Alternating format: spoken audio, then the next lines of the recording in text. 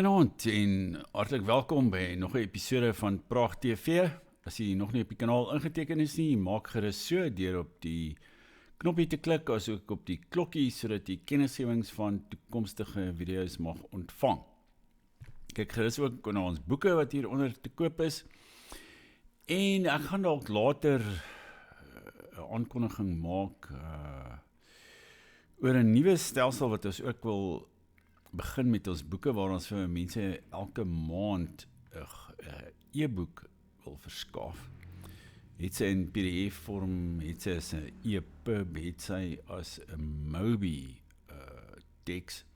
Maar ek dink daar's 'n hele klomp boeke wat ook klassieke boeke wat ons kan uitgee, wat ons kan heruitgee en wat eintlik uiters nodig is om weer te lees.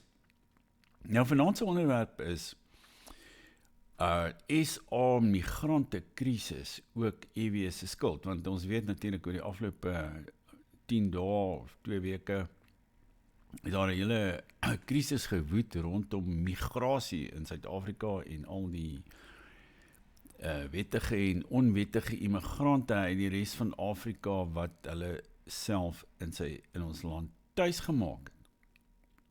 Nou, ek het al voorheen natuurlik op hierdie kanaal vermeld dat daar wel so 'n identiteitskonflik in Suid-Afrika bestaan tussen die plaaslike bevolking, noem hulle nou maar die PB's of die burgers. Dis 'n ander term wat ek hoor van hierdie buitelanders in ons land gebruik. Hulle praat van die burgers.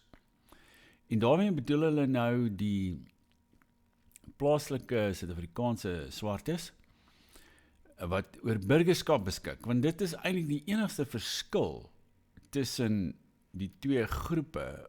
Ek sal nou daarop uitbrei oor hoe hierdie identiteitskonflik homself uitspeel, want dit is ook soos Freud daar iewers mos geskryf het oor die narcisme van klein verskille.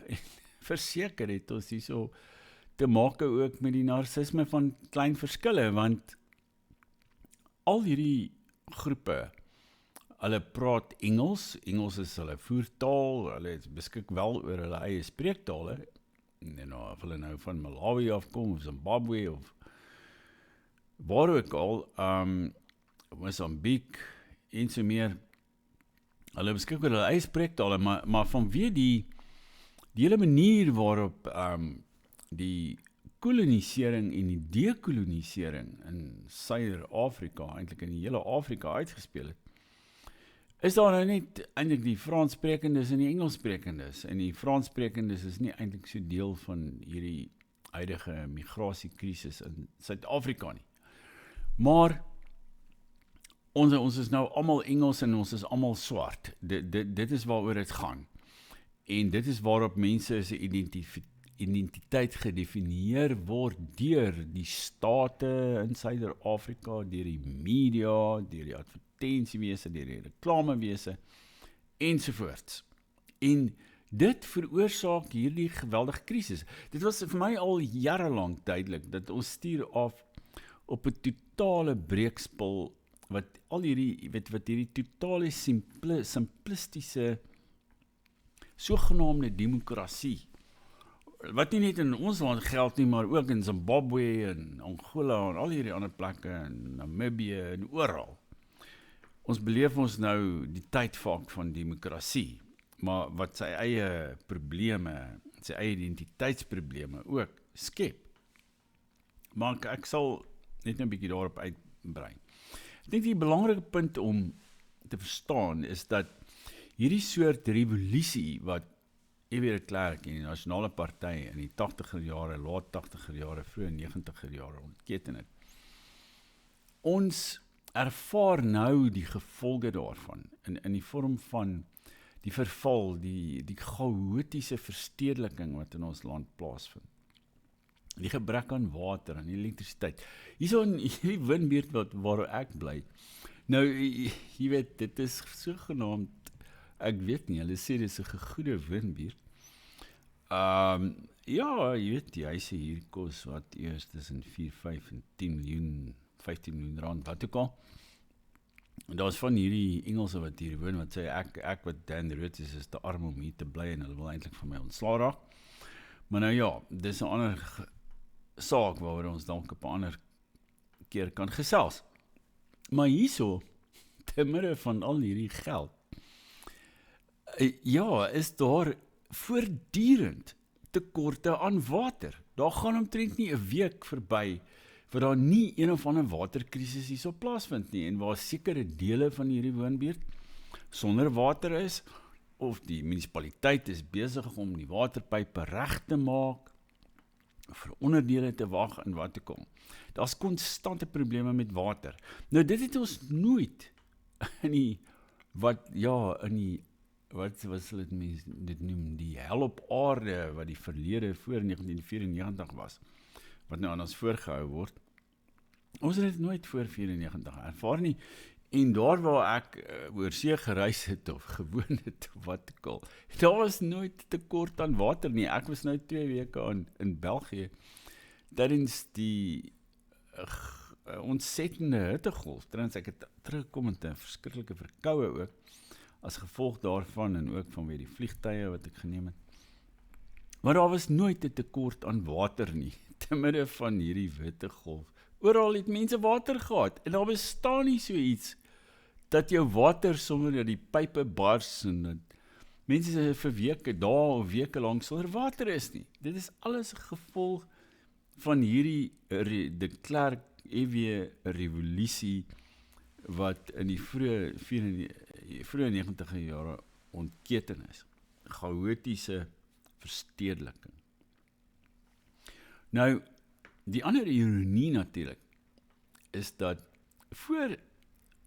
onder die ou stelsel, ons gepraat van instromingsbeheer. Nou, hierdie betogers in Suid-Afrika, hoe lyk hulle? Kom ons kyk 'n bietjie, hoe lyk hulle? Ons sit nou maar net. Ja, so lyk hulle, die betogers, wat nou, hulle betoog eintlik vir, wat sal mense dit noem, vir 'n volkseie Suid-Afrika, ek weet nie. Of liewer, ja, is Suid-Afrika wat net aan burgers behoort, diegene met 'n groen mamba, met 'n Suid-Afrikaanse paspoort.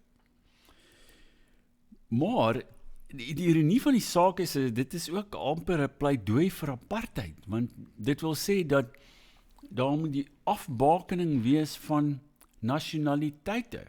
Want ons is veronderstel om nou in 'n postnasionale wêreld te verkeer en te leef, veral in Suid-Afrika.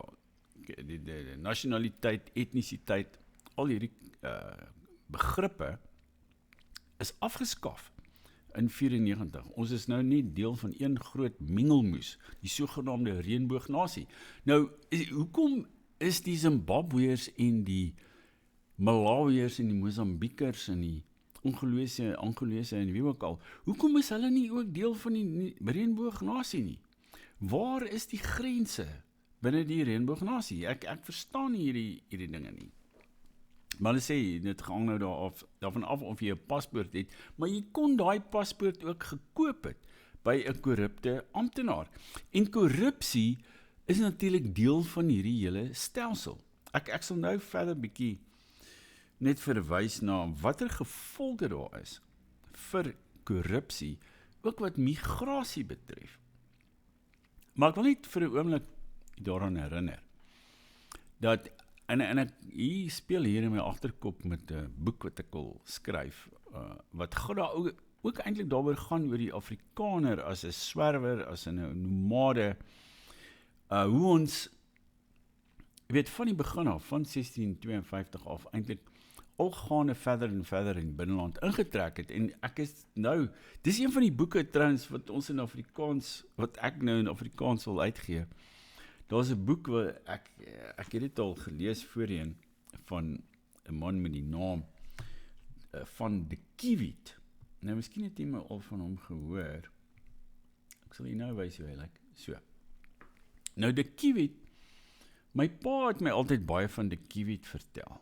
Want hy was, my pa het natuurlik ook by Wits gestudeer in die 40er jare, en hierdie de Kiewiet was 'n historikus by Wits, maar Hy's hier gebore, maar hy het Nederlandse ouers gehad, en hy het agterna in Amerika gaan woon, en hy was trouwens die rektor van 'n groot universiteit in Amerika, Rochester of een van die, en hy was ook by Cornell baie lank, het 'n baie hoë posisie daar beklee. Met ander woorde, iemand van hier af, wat hier groot geword het, en toe, jy weet, die rektor van 'n groot Amerikaanse, van een van die vername Ivy League universiteite geword het.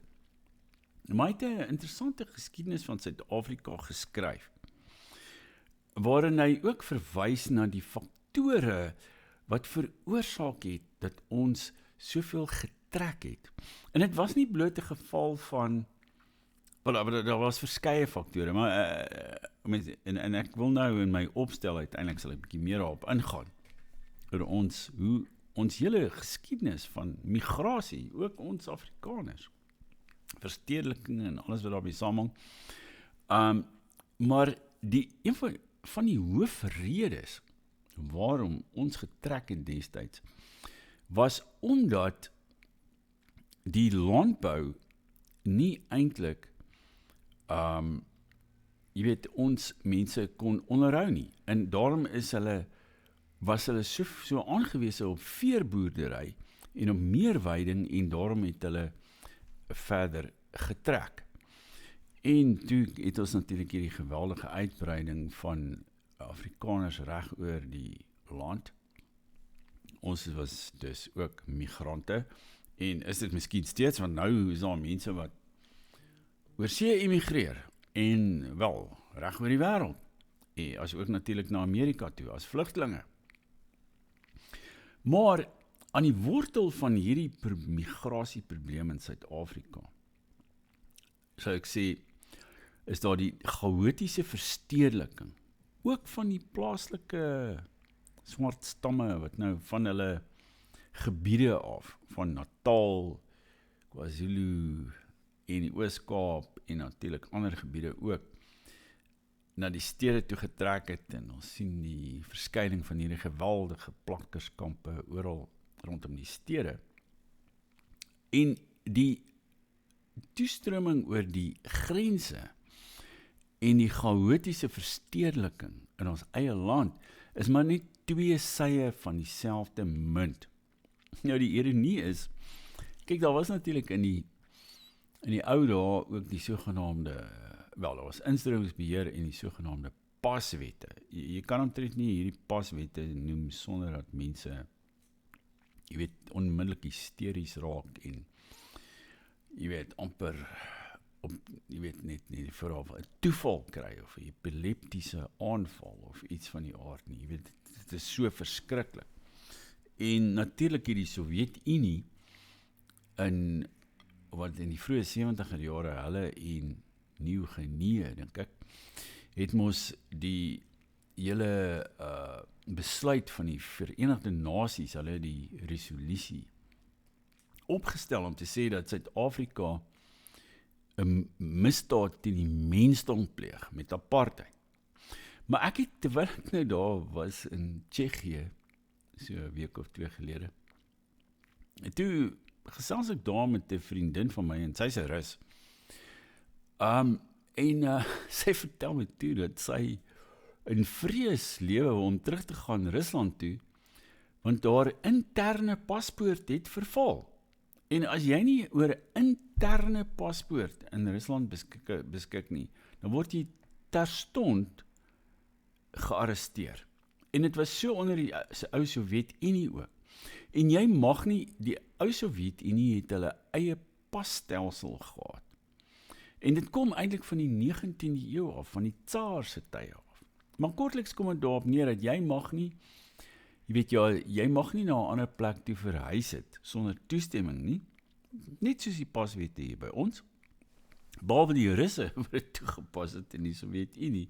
Dit was normaal, maar toe dit hier by ons toegepas is, toe was dit 'n misdaad teen die mensdom, en die Russe self het dit gesê, en die Verenigde Nasies oorreed om dit as sodanig te verklaar. Maar ja, as jy nie in die ou Sowjetunie, as jy mag net vir 'n maand na 'n ander plek toe gegaan het, na 'n ander stad of dorp of wat ook al, en jy mag nie soontoe getrek het sonder toestemming nie. Presies dieselfde is wat die geval hier was. Maar nou danksy hierdie geweldige migrasie wat ons in Suid-Afrika ervaar het, die interne migrasie, as ook die ineenstorting, ek noem die ineenstorting van die laat 80er jare, jy weet, met die oorname van terreurgroepe, marxistiese bewegings, reg oor Suider-Afrika.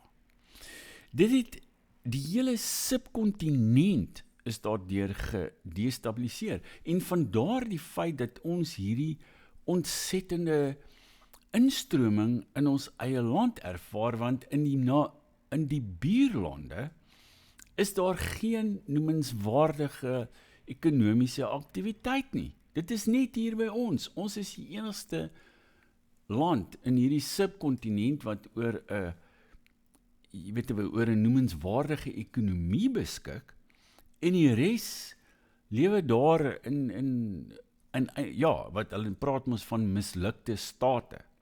Nou Zimbabwe is 'n mislukte staat, Malawi is 'n mislukte staat, Mozambique is 'n mislukte staat. Nou Angola beskik oor olie. Maar nou die probleem daarmee is dat die olie-ekonomie van Angola dra feitlik niks by tot die welvaart van die mense nie. Want jy het nou so 'n figuur soos hierdie, Isabel dos Santos, wat die dogter is van die voormalige president van Angola. En sy het 'n groot deel van die rykdom van Angola op 'n stadium geplunder, net soos wat die ANC die rykdom van Suid-Afrika plunder. Sy het dit geplunder op 'n stadium, het hulle gesê sy was $2 miljard sterk, en sy $2 miljard van die staat in Angola na haar kant toe laat gekanaliseer. Dermate dat daar uiteindelik 'n klomp regsoptredes teen haar was in Portugal, in Europa, en selfs in Amerika, en sy woon nou, sover ek verstaan, in Dubai. Sy het 'n groot deel van haar rykdom verloor, omdat daar op beslag gelê, omdat dit gesien word as selfverryking deur korrupsie.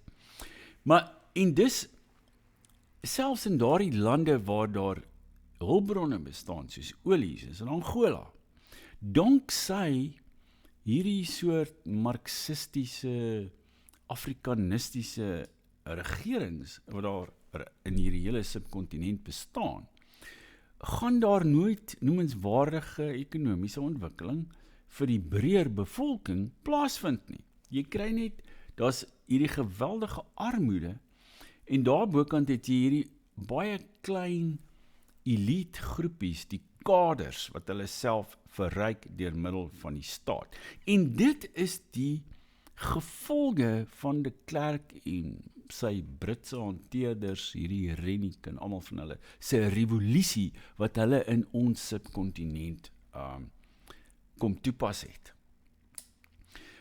Dus hierdie toestroming wat ons tans ervaar, ek het dit natuurlik, ek sien dit al jare lank gebeur, en dit is ook vir my helder dat dit uiteindelik op konflik gaan uitloop. En daarmee saam is daar natuurlik bevolkingsgroei, wat op sigself ook iets is wat op 'n chaotiese manier plaasvind, in die sin dat die miljoene der miljoene mense, die drie, ek dink, net in die Sahoglande, dink ek is daar 300 miljoen mense. Dit is nou die Suider-Afrikaanse ontwikkelingsgemeenskap, wat juist nie ontwikkel nie. Daar's 300 miljoen mense, en hulle kry net kinders, jy weet, asof daar iewers op die horison hulpbronne, jy weet, iemand gaan 'n towerstaffie swaai, sodat hulle kinders voedsel gaan hê, sodat klere om aan te trek, skole om 'n opleiding te kry, universiteite, water, elektrisiteit, al daai goed wat ons nie meer het nie. Ja, ek dink as mens so daaraan dink, dan moes daar al lankal 'n soort staatlike ingryping gewees het, of ten minste een of ander moontlikheid moes ingegryp het in Suid-Afrika, selfs net om die chaotiese bevolkingsgroei te stuit. Maar dit het nie gebeur nie, en dit gaan natuurlik nie gebeur nie. En dit is deel van hierdie krisis wat ons tans ervaar. En dan is daar nou die identiteitskwessie. Miskien, ons kan dalk bestaan in 'n hele video daaraan wy, maar nou kortliks wil ek net die volgende daaroor sê. Soos ek gesê het, ons almal word nou beskou as Afro-Saksers. Elkeen wat in die verlede onder die Britse Ryk gestaan het, is nou 'n Afro-Sakser, hy is swart en hy praat Engels. En dit veroorsaak nou hierdie hele menigte wat almal oor 'n soort vergelykbare identiteit beskik. En ek kan die frustrasie van hierdie buitelanders en vreemdelinge in ons land verstaan, want hulle dink dan, maar jy weet, ons is dan net soos die plaaslike bevolking, ons praat ook Engels, ons is ook swart, hoekom word ons verwerp? Net vanweer die feit dat ons nou in Malawi gebore is, of Zimbabwe, of waar ook al, is ons nie almal dieselfde nie, want dit is die identiteit wat daar vandag voorgehou word aan die swart man op straat. Hy is 'n Afro-Sakser, hy sy stamidentiteit, sy talige, kulturele identiteit, dit mag hy nie uitleef nie, want daar is 'n assosiasie daartussen en met apartheid, die bose apartheid. En dis het ons nou die verdeling tussen die sogenaamde burgers, wat totaal en al arbitrair is. Om 'n burger van Suid-Afrika te wees, is 'n ongeluk van die geskiedenis. Rarig. Dit is nie iets wat enige iemand besluit het, of wat op enige logiese gronde berus nie. Dit is eenvoudig net 'n ongeluk van die geskiedenis, met die soort instelling van hierdie revolusies wat ons ervaar het. Almal wat op 'n sekere stadium hulle self binne ons landsgrense bevind het, of wat oor die omkoopgeld beskik het om 'n amptenaar om te koop vir 'n groen mamba, hulle is almal burgers, en die res is nie burgers nie. Ja, ek het iewers gelees, die helfte van Lesotho se burgers woon in Suid-Afrika. En as ek 'n mens nou vinnig 'n hoofrekening som maak, dan moet 1/4 van die burgers van Zimbabwe in Suid-Afrika woon. En hulle het ook amnestie ontvang. Hulle gaan blykbaar almal politieke asiel ontvang. Jy weet, daar's al hierdie geluide wat uit hierdie sogenaamde regering van nasionale eenheid kom, wat sê, ja, al hierdie mense gaan politieke asiel in Suid-Afrika kry. En daarom dus op die duur ook burgers van Suid-Afrika word. Hoe nou, jy weet, Ramaphosa, ten slotte sal ek miskien dit sê, Ramaphosa het blykbaar nou gesê, of by monde van sy woordvoerder in die presidentsie, gesê dat Suid-Afrika kan nie al die armoede van Afrika op hom neem nie, iets in dier voeg. Nou dit herinner my baie aan wat jy weet, daar is natuurlik 'n hele debat oor migrasie en immigrasie in Europa ook al vir jare en dekades lang. En toe ek in Frankryk gewoon het, was daar natuurlik die sosialistiese president François Mitterrand, wat op 'n stadium gesê het, La France ne peut pas accueillir toute la misère du monde. Frankryk kan nie al die armoede van die wêreld verwelkom nie, of in hul midde verwelkom nie. Nou sê Ramaphosa presies dieselfde ding. Dis nie omdat hy nie wil nie, maar ons beskik nie oor, hy wil eintlik almal van die hele Afrika, die hele suid van die Sahara, al die mense in Afrika, al die Nigeriërs, die Congolese, die Keniane, hy sal almal eintlik hier wil hê in Johannesburg, in een groot, kolossale, reusagtige plakkerskamp. Maar hy voel, ons sal dit nie heeltemal kan hanteer nie. En dus sê nou, nee, daar moet nou op een of ander manier, moet hierdie geweldige toestroming na ons land toe gestuit word. Maar daar's geen ideologiese of selfs logiese jy weet, grondslag daarvoor nie. Want sy eie ideologie is marxisme, internasionalisme, globalisme en dat mense vrylik oor landsgrense moet kan beweeg en dat almal identiteitsloos is behalwe vir hul ras. Party is swart, party is blank en die blankes moet gestraf word daarvoor. Dit is min of meer waarop Ramaphosa se ideologie neerkom. Met ander woorde, hierdie kwessie gaan nog baie lank met ons wees, sou ek sê, migrasie, en ek is geneig om te voel dat ek voel my meer solidêr met die vreemdelinge, want ek is self 'n vreemdeling in hierdie land, alhoewel ek nou, ons volk is al van 1652 in hierdie land, maar ons, in die huidige bestel, word ons ook as vreemdelinge beskou, en 'n klomp van ons mense woon reeds in die buiteland, het reeds geëmigreer, of is oorweeg emigrasie, omdat die huidige bestel vir hulle so onhoudbaar geword het. Dus, ons sal baie hard moet dink oor hierdie kwessies en wat die oplossings daarvoor is, maar ek dink die eerste oplossing is dat hierdie hele soort marxistiese revolusie, quasi-marxistiese revolusie en al hierdie, jy weet, hierdie soort agtergehaalde klisjées en die